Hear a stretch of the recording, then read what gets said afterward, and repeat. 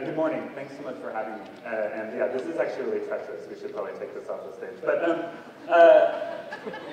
I'll be honest, I think the last time I spoke in Washington, I was at the Last Generation conference, and I had no idea that I was there until I was actually wedged between two retiring four-star generals and realizing I'm kind of out of place here. So when I heard about Next Generation, I definitely wanted to be here. To me, Next Generation government is like saying like teenage superheroes. That's like awesome, like teenage and superheroes together. You couldn't have better. So Next Generation government feels exactly like that. I'm going to talk about IDEO. IDEO is an innovation company. We're a design company. And I'm going to talk about things that you're going to say, wait, this doesn't apply to the world that we live in. And what I'm going to hope to do is talk about exactly how you can use design and innovation methodologies in the work that you do kind of day to day. People come to IDEO when things are really hard, with problems that are really, really big, when they think that businesses are broken. That's actually the most common time that people come to us. About 10 years ago, we started working, did our first project in healthcare. We have now about 30% of our work is in healthcare. Why? Because it's really, really broken. And that's our work, is to kind of figure out how to make it fix. About 2 years ago, we started working really seriously in the news industry. By the way, a little late for them by the time they had come to us, but working with them because they suddenly recognized that their business was broken. They had to fundamentally rethink the way they were going to work if they were going to actually do the things they need to do. Recently, we've been talking to ABA, like, is there a federal judge in here? Just because I don't want to insult any federal judges. I guess not.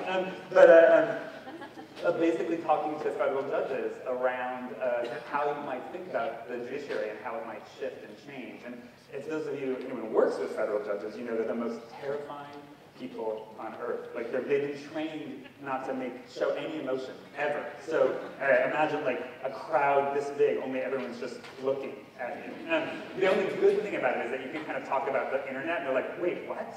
Well, flipping out. They're like, that's going to change everything.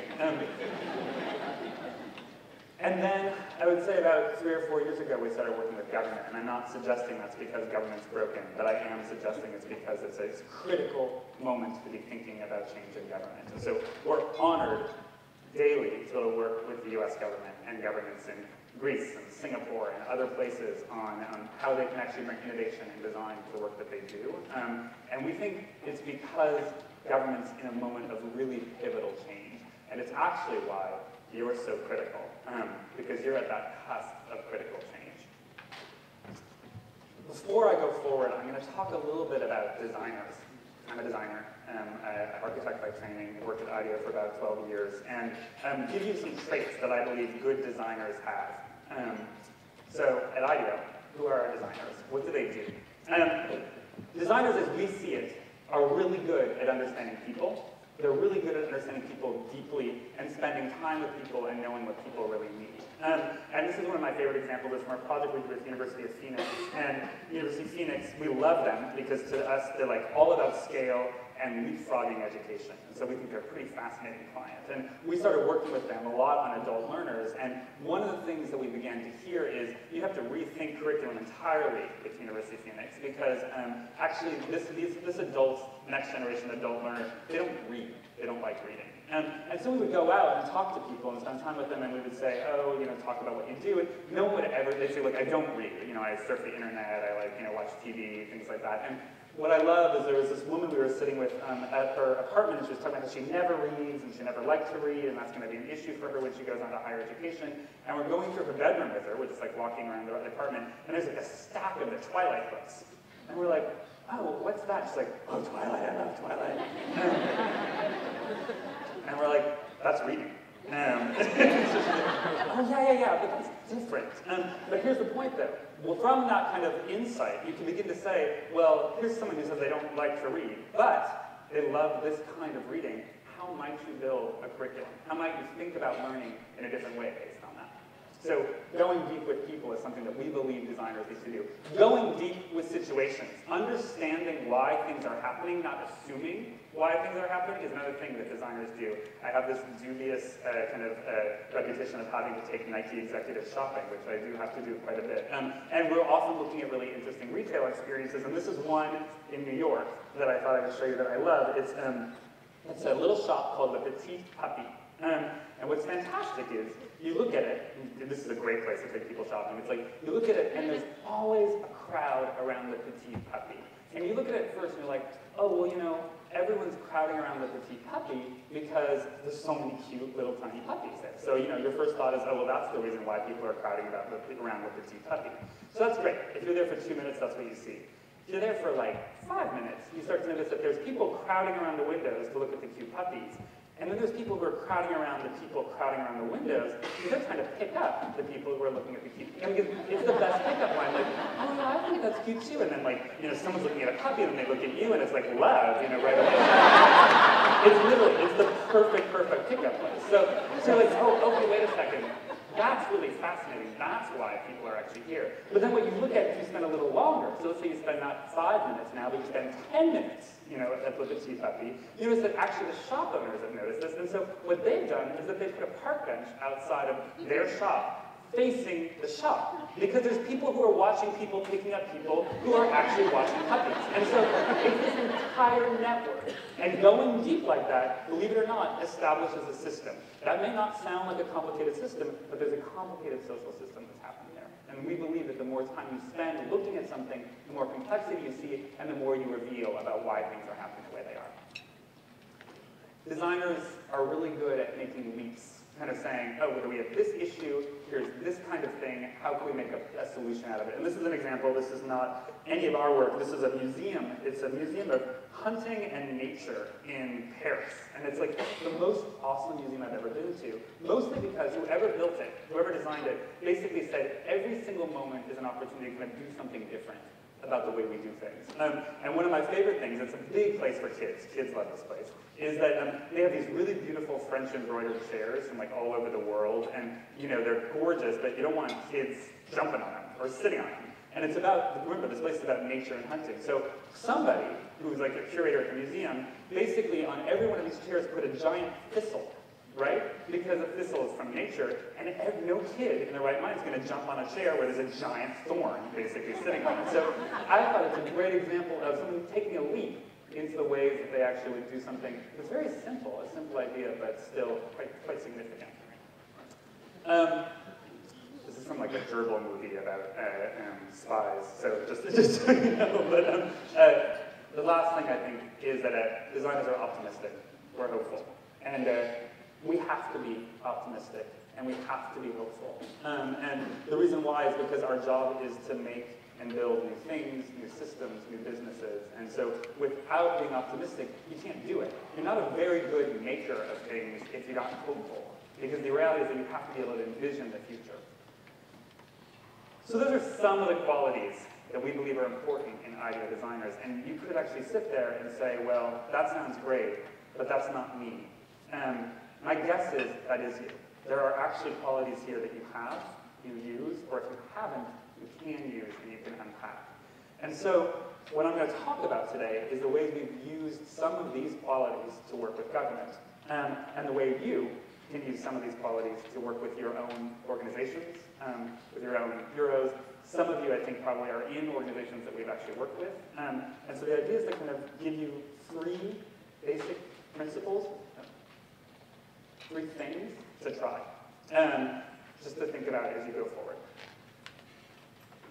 Someone mentioned TSA, so we actually did some work with TSA, and this, by the way, is a fraction of a mind map, which is just basically a way of understanding a complete system that we actually did when we were working on TSA. And as you can see, it's incredibly complex. And when you actually look at the entire thing, it's more and more complex.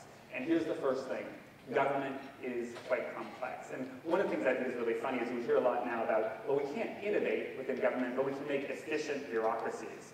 It's sort of saying, well, we're really complex, we're going to have to stay complex, there's nothing we can do about it. The reality is, we believe good designers, people who think like designers, are really good at taking complex things and making them incredibly simple. And I want you to think about this because as you go forward, if you're really good at simplifying complexity, people will listen to you.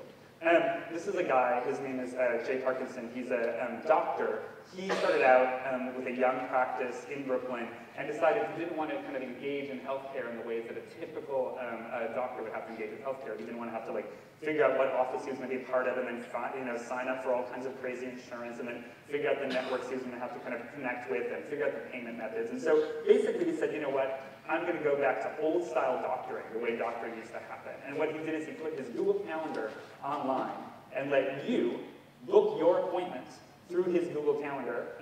You would prepay through PayPal, and he would come and do house calls. And he did this plan, and literally it's like a 4-step plan, and he did it all using over-the-counter, really simple, basic tools to actually build this whole system.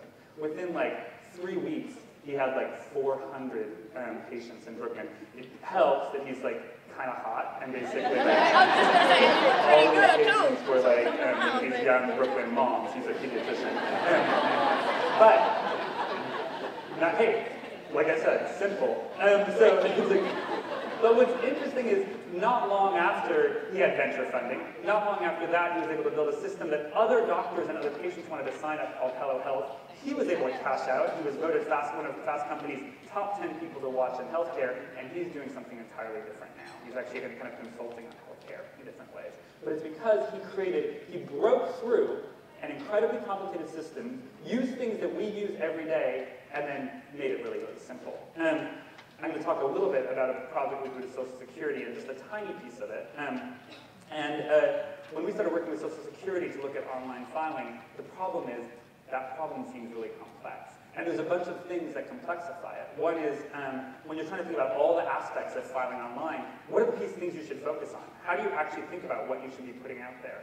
Secondarily, this is not like private sector. Private sector, one thing you can do is you can say, oh, it'll work for this niche, but it's not going to work for the rest of the market, so let's only focus on this niche market that we want to kind of focus on.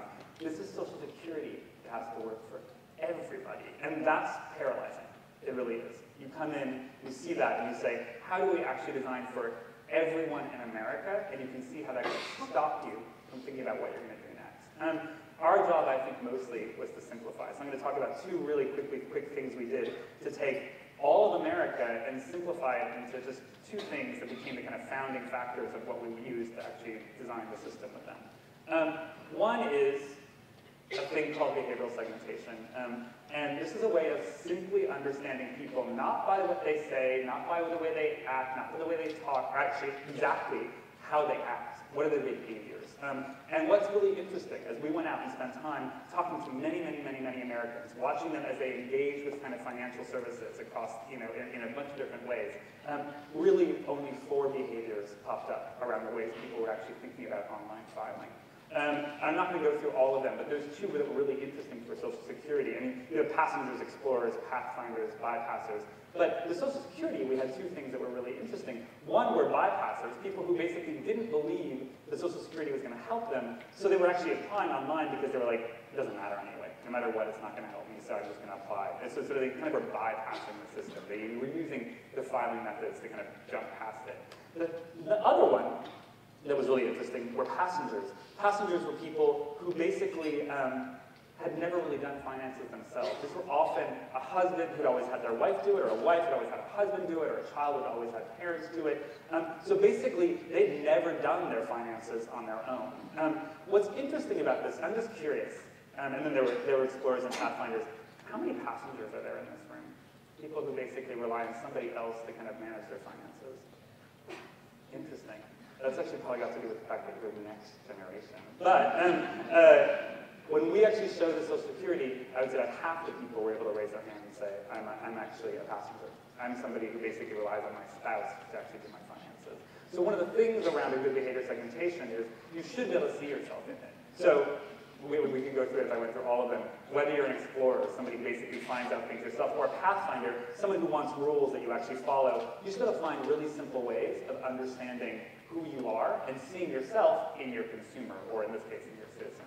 And the second thing that we actually use with them is a really simple journey. If you thought about Social Security, there's a ton of things that basically you could think about as you're kind of trying to design. But when you talk to citizens, there were only 3 steps as they thought about retiring. And that was learning, planning, and then acting. That was it. So when they would talk, they'd be like, there'd be all these things you'd say, well, should you think about this, this, this? And they're like, oh no, I just need to kind of learn about it and kind of make my plan and then just do it. That's all I care about. And actually what we're hearing about more and more is people who are saying, actually, I just act and I learn and plan while I'm acting, which by the way, is pretty common. As the next generation behavior, you think about the fact that iPhones don't come with manuals because you're expected to learn how to do it while you're actually doing it.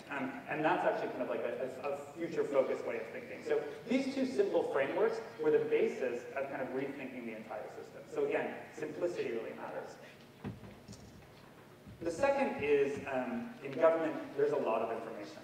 There's a lot of information, and there's a lot of words attached to information, and there's a lot of twisty words attached to information. So I always love pouring through the voting guide pamphlets when you're actually as you're going through, because basically if you can understand what anything stands for and whether you're actually voting for something or against something, you realize it's incredibly difficult. It's not that different when you're looking inside the system of government. We use words a lot and we use words to mean different things. So one of the things we believe is when possible, break out of using words as a way of explaining things. We're designers, so we're actually trying to do that, but the reality is words can be twisted, real ideas, they're pretty clear, they're pretty fundamental. So when we actually design, we show and tell simultaneously. So we like to actually talk about something, but show it, whether it's a quick drawing that we do on a Post-it, or whether it's this is actually a project we do in healthcare with nurses, where we're having nurses act out new ideas. So instead of talking about the ideas that they might have or talking about what they could do, instead what they're doing is they're acting it out. And by the way, that's really interesting and easy in healthcare because healthcare is a very physical culture. So people feel more comfortable expressing that way than they do actually expressing in words. So it's a different way of getting stuff out. Making ideas tangible allows people to kind of coalesce or react against them really quickly. I'm going to talk about a project that we did in Peru. It was actually focused on political participation. And what's interesting about Peru, it's funny. One of the things I would say is that all government is slow. I mean, it's just this reality. We often think of government slow, and if you're a citizen and you're watching government, you're like, why can't they get it together? In Peru, everyone's like, they know why they can't get it together. Like, oh, it's because the Peruvian government is so corrupt. That's why it is. There's just basically nobody trusts the government because they think it's so profoundly corrupt. May or may not be as corrupt as they think, but that's the reason they believe government is slow, and that's actually also the reason why they don't want to participate in politics, which is interesting, because it's a country where voting is mandatory. So the reality is, even though they have to vote, they're not necessarily engaging in politics because they don't believe in it. So we were actually asked to think about how we could get people to kind of believe in the process. How could they connect into and make a real effort to understand the voting process? And we came up with a bunch of ideas because we realized that we had to actually start to think about how do we grapple with corruption if that's people's perceptions. And instead of talking about a bunch of things, we basically came to the group we were working with some ideas. And we had drawn them. And they were really basic ones. So this is one of our ideas, and it's actually not real. It's just a Photoshop building. So that's a city hall. And what we've done is we put on the city hall a report card. And so basically there's a report card. Here's all the things that this administration said they would do, painted on the side in a giant mural of the city hall, which is a pretty common way of kind of explaining things in Peru. And whenever the government has done something, they get to come out in City Hall and paint a big check next to the box.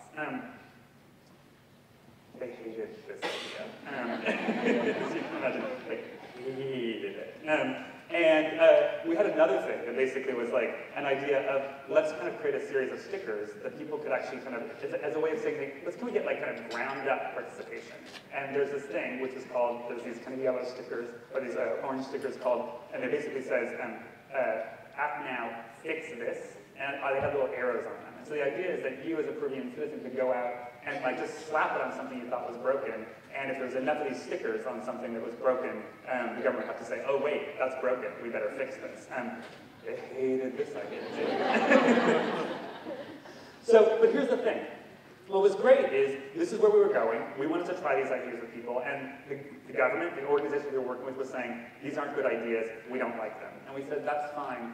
And they also were saying, and Peruvians won't like them. This is not what's going to engage the public.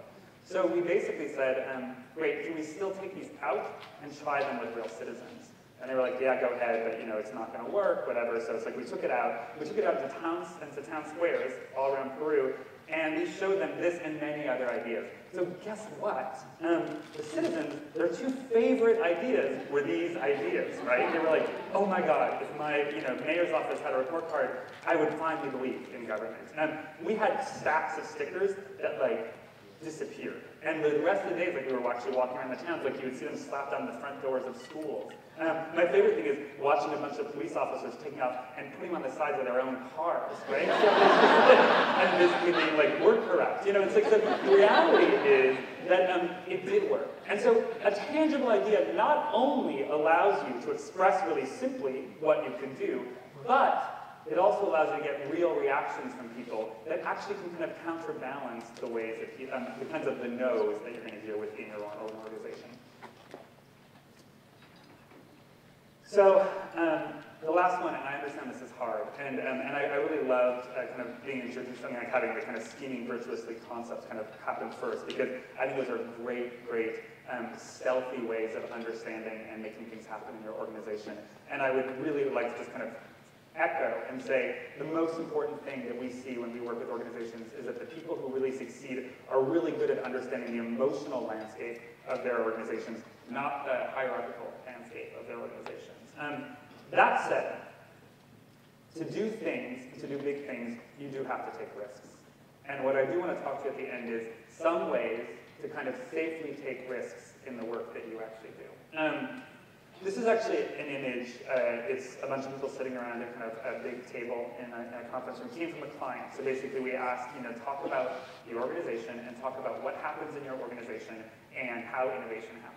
And they kind of stealthily stuck this into an envelope. They didn't actually put their name on it. It was a cartoon they'd drawn. And basically it's a bunch of people around a table, and it says, you can see one people saying, well, I'm not going to say anything because they keep shooting my ideas down. And someone else is saying, well, I'm being told not to say anything in this meeting, so I'm not going to say anything. And then there's basically all these thought bubbles. And the point being is that you're sitting around in these big, filled rooms with people, and they're all sitting there saying, here's the reason why I can't talk. And so somebody else is leading the meeting, and that's it. No one's responding. It's not really a meeting, actually. So what I want to explain about this image is that this is not from government. This is from private sector. This happens everywhere. If you think you're the only place where that happens, you're wrong. Actually, it's as broadly based in private sector as it is in government. You have to understand how to do things in new, risky, and stealthy ways to actually figure out how you're going to get things to happen, no matter where you are, inside or outside the public sector. So, here's a couple ideas. This is one from us, which is that try new rules. This is actually funny because this is something that we've been using for years, and in a sense is kind of like a foundation of the way we think about innovation culture. And I almost didn't think about using it because I was like, oh, well, that's so old. But then I was thinking, actually, it's a really great example of how if you establish new rules in meetings, you actually might be able to kind of get new things to happen. So we have, at IDEO, when we go into kind of ideation sessions, brainstorming rules. And the reason we have brainstorming rules is that if you don't have brainstorming rules, you're going to have all the behaviors that stop innovation from happening. And the brainstorming rules are really simple. They're things like stay focused on the topic, as opposed to being like, yeah, but that, and then going off into kind of some other thing, which basically can take your meeting off into an entirely other place. They're basically one conversation at a time. Why does that matter? It matters so that you're actually hearing the conversation that's happening in the room. Things like deferring judgment. So let's not make this a debate. We're actually about ideation. The reality around these is that they seem really simple, but if we didn't have them, our meetings would be just like anybody else's meetings. They really would be. So for us, we have cards that we actually give our clients when we're actually working with them. All of our conference rooms have the rules on the wall as a way of reminding us of the ways that we engage. So I'm not saying you have to take these rules, but realize that there are other rules out there, and if you can introduce one or two of those rules into your organization, it may actually help you get things to go forward. Does anyone know this Diesel ad campaign? It was great. You should go online and look at it. It's basically all about the campaign was be stupid. And this was actually the least pornographic one I could find. I was next gen, but it's still government. So I was kind of going back and forth, but it's and I love this. It's smart may have all the answers, but stupid has all the interesting questions, which I think was actually kind of one of the tactics we sort of talked about earlier. Look at the campaign, because I think there's a lot of things you could actually learn from the kind of the slogans that they end up using. But in this case, remember, answers often have assumptions in them. When you're actually kind of saying, oh, and we can do this, in that is embedded a long history of assumptions about the way you do things in organizations, the way people do things, the way things actually happen that may or may not be true. And that's increasingly important now because things that were true even 2 years ago aren't true now. We're shifting so radically as a culture that you have to constantly be questioning the answers.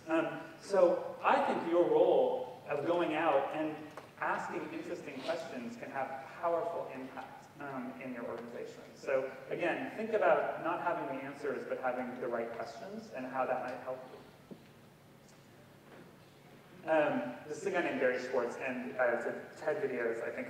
It's really funny, I actually was in Greece. I got to spend time with the Prime Minister of Greece, and actually what I love is that he's got this thing where he's kind of like, I guess he's like the old gen, and he's like working with like kind of the next gen of government, and he's trying to get them to get excited, which is kind of like the whole opposite a little bit. So he starts all of his cabinet meetings with a TED video, which I thought was pretty interesting. But anyway, Barry Schwartz has this pretty phenomenal video on TED, and it's called Loss of Wisdom. It's a quick talk, and actually, in fact, Loss of Wisdom, a lot of what he talks about is government as examples.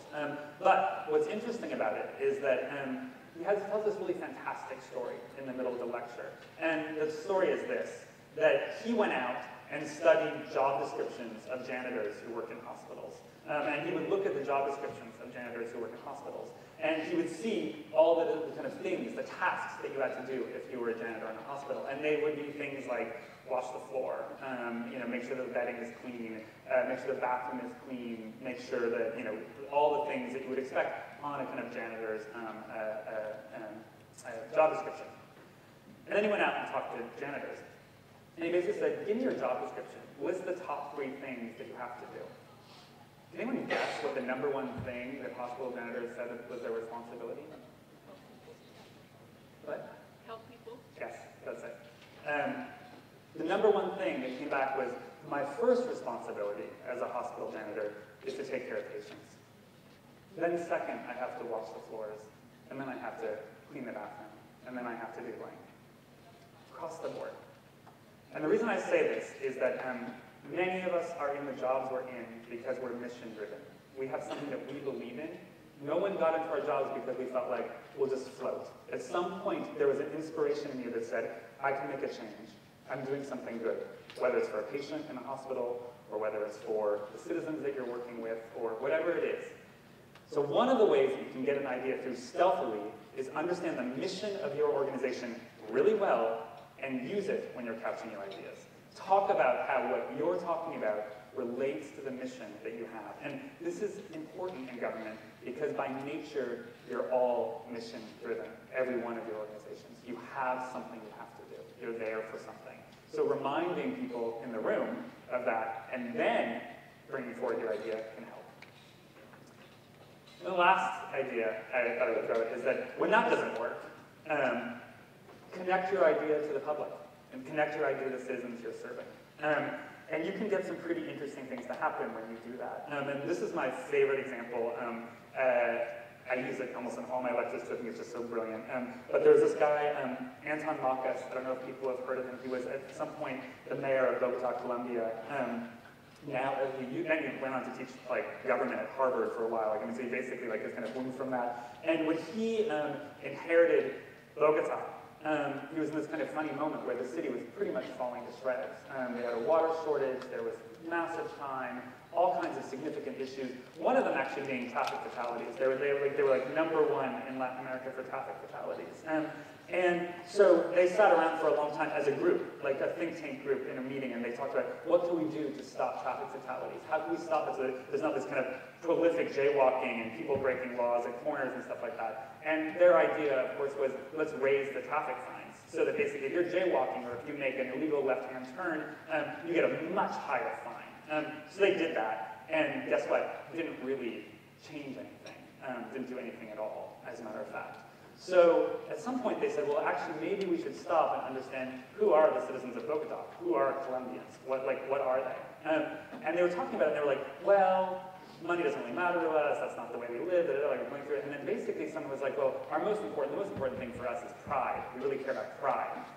Nobody likes to kind of have their pride kind of challenged. So Marcus's idea at that point was to say, okay, well then let's use that as an idea. Let's use that citizen insight, that insight about our people, to kind of create our idea. And what they did is they replaced all the traffic cops around the corners and all the people who were kind of giving those kind of traffic tickets with mimes. And that's what this is here. That's a mime. And what the mimes did is if you were actually breaking the law, they would run out after you and make fun of you the entire time you were actually breaking the law. So there's a mime, right, about to get hit by a bus with a big sign saying incorrecto. Pretty humiliating, right? And traffic fatalities dropped by like half within 8 months. That was it. That insight led to a direct, specific, and powerful action. So powerful that actually what he did is they went out and trained all police to have mime training, so they could actually re-recognize when you might use this kind of humiliation technique. And so popular, in fact, that they actually realized this actually applies to most of Latin America. And so now you see kind of sad mimes, I have to say, on every corner of Peru, for instance, or other places. It's just become a commonplace way of working. So again, the power of a simple insight about people can actually make a compelling example.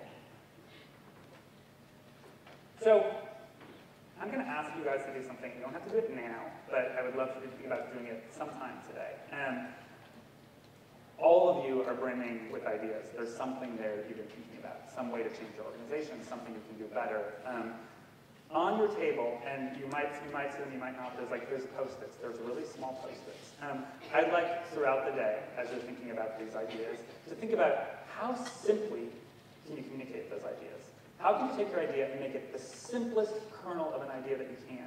That doesn't mean general, like what's the specific simple idea? And if possible, how can you make it visual? So if you can, draw your idea. And there's going to be places just outside. I would actually say the elevator stairwell, I think, can actually stick Post-its. So it'd be really interesting to see. I'm just curious to see how many people do it. I'm curious to see what you get out of it, and actually how hard or easy it is for you as you go forward. So with that task, thanks. I appreciate it.